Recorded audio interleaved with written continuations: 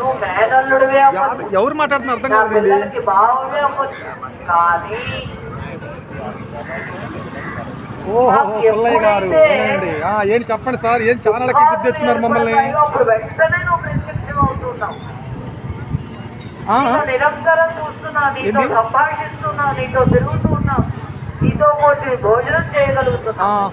ఆ సుఖంగా ఉన్నప్పుడు నువ్వు ఉండడం లేదు మా పక్కన జాబు కనుక నాకు సుఖమే కావాలి. నాకేడొచ్చింది జాబ్? ఊరుకోవడంలో లేదు లేదు లేదు, ప్రాసెస్ నడుస్తుంది అంతే. భగవంతుని ఎలా టైం పట్టిందిలే. ఎప్పుడు కష్టపడతాను, ఆఫీసర్ పోస్ట్ ట్రై చేస్తాను. ఎలా ఉండాలో, మన దృష్టి ఎలా ఉండాలో, కలుద్దాంలే, ఎల్లుండి వస్తున్నాను. వైభవం అనేది ఎలా ఉండాలో మనకి శ్రీమద్ రామాయణ భారత భాగవతాది గ్రంథాదుల ద్వారా చక్కగా మహర్షులు అందించారు.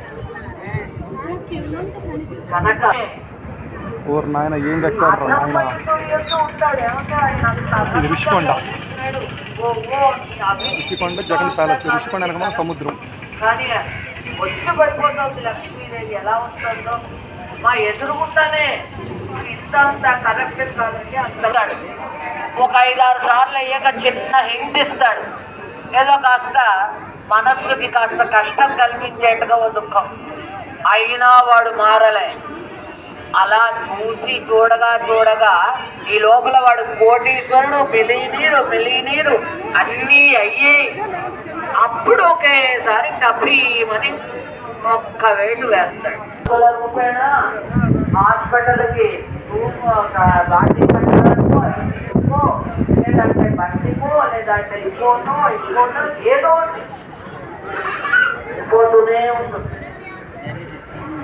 అందుకనే చాలా జాగ్రత్తగా గమనించుకుని ప్రవర్తించాలి.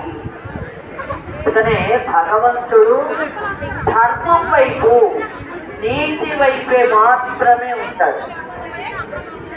చాలా మందికి సందేహాలు ఉన్నాయి. ఏమండి, కర్ణుడు గొప్పవాడే కదా, ఎంత కర్ణుడు దానగుణంలో కర్ణుడిని మించిన వాడు లేడు.